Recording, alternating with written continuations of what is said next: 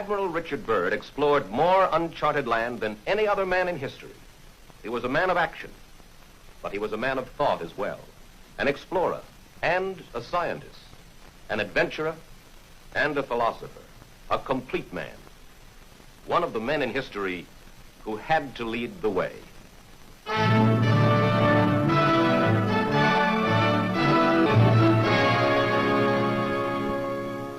On this expedition, we hope to fly across the South Pole into the mysterious land beyond to see what is there. To the cameramen who made this picture, I want to give full credit. They did not hesitate to risk their lives at their job. Now, the North Pole is the center of a deep ocean, whereas the South Pole is the center of a high plateau which averages 7,000 or 8,000 feet in altitude. There's no life whatever beyond the edge of the world. There are no Eskimo. It is too cold for human beings to live there permanently. When we left on this expedition, we were, to put it very mildly, extremely anxious to find out if it existed. Would we be able to find it? And that was the great question. We left on this expedition from the Navy Yard at Boston. Here is our supply ship, the Rupert, just a big unprotected iron ship of 8,000 tons. And here is our icebreaker, the Bear, which we took as a protection for the personnel of the Rupert, and also to use exploring in dangerous ice areas. We took with us this time 150 Eskimo dogs and more than 14,000 different kinds of items for 2 years away from civilization, where there were no supply depots around the corner. Day followed day, week followed week, as we penetrated the great Pacific. We headed straight south, and here we have an ordinary unprotected iron ship, sailing in seas no ship had ever been in before since the world began. It wasn't that we were any better than our predecessors. We simply had a more open ice here. We bucked the ice till we were finally stopped by an impossible pack. Impossible, at least, for the Rupert. But we wanted to see what was beyond the horizon. That's what we came for. And for that purpose, we had another string to our bow, aviation. We retreated a few miles and managed to find an open lake in the ice field. So we proceeded to put the plane overboard.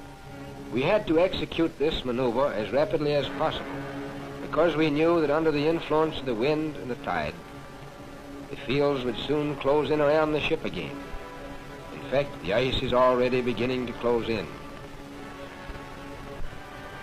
Our plan was to go south with our steamer until we were stopped by ice, and to take up the attack on the unknown with aviation. And now at last we're going to find out what was in the southern part of this mysterious part of the world. For after battling the bad weather, here we are 240 miles within it. We came to this strange phenomenon, ice islands. This was a strange and weird sea. Steaming through these ice islands was an eerie sensation. Here was the twilight of the gods, and we were curious to know what these somber giants were guarding.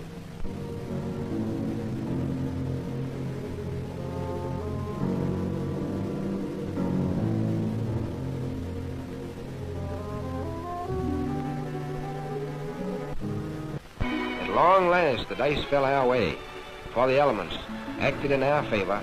The wind and the tide, which had closed the ice in around us, finally opened the pack so that we could break our way into more open sea. We had added nearly 500,000 square miles to the Pacific Ocean. And here is our journey's end. At length we sighted that great natural phenomenon, the ice barrier.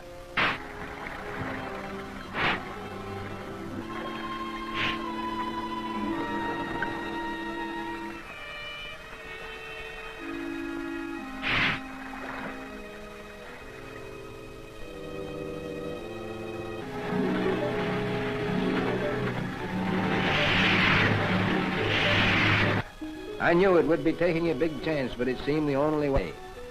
As we started alongside the barrier with our ships, suddenly the edge shifted.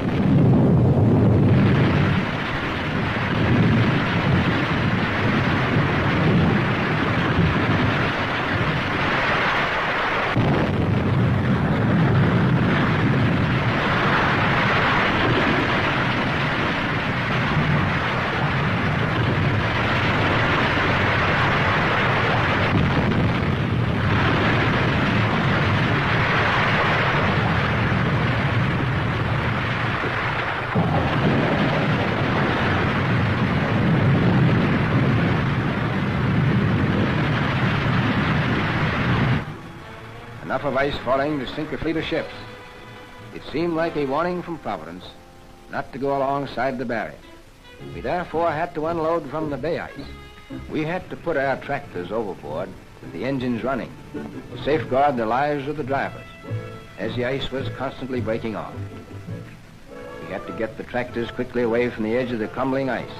We came within an ace of losing overboard our principal plane of exploration, the William Hawley. It was a critical moment.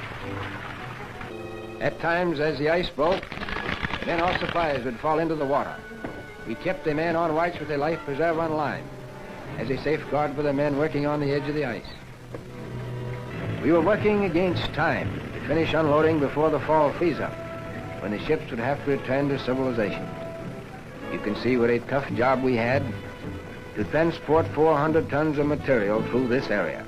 The bay ice was constantly shifting and cracking, and pressure ridges were being formed as we worked by the irresistible force of the slowly moving ice cap.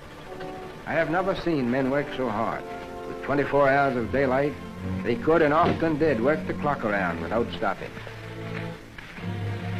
We call this period the White Nightmare, and a nightmare it was. The hardest work of all was this man-hauling of sleds, which we had to do in order to get unloaded in time. Eskimo Huskies, still the backbone of polar exploration.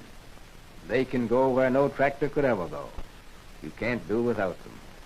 The Rupert must go back to civilization because the bay would soon freeze and she couldn't stand the ice. Now, the only person out of 150 men to get sick and who would have to go back on the Rupert was the doctor. At very great risk, I had to dispatch the bear northward to get another doctor, for I pledged myself not to risk men for a year on the ice without medical care. There would be anxiety over the bear.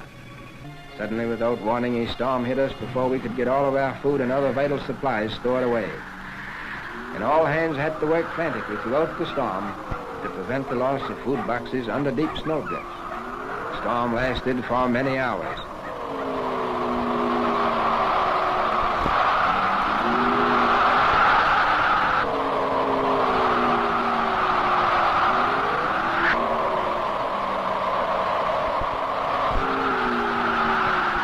We found it chilly, working in the wind.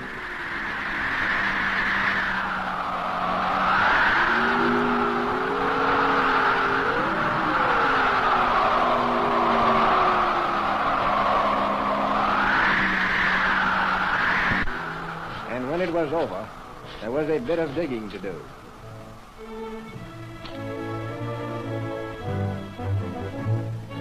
And here is the original commando.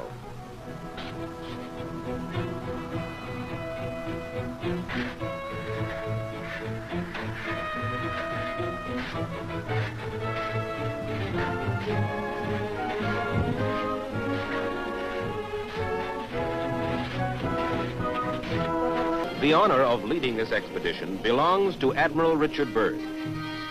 It is a gratifying experience for this 58-year-old explorer, who in the past had to raise his own funds for exploration, and who now has the resources of the United States Navy at his command. In 1955, 2 years before his death, Admiral Richard Byrd departs on his 5th and last expedition, but it's not simply an unknown continent or a distant ocean that lures adventurers like Richard Byrd. As he put it, here is a door ajar through which one may escape from the noise and chaos of civilization into the solace and harmony of the cosmos, and for a moment be part of it.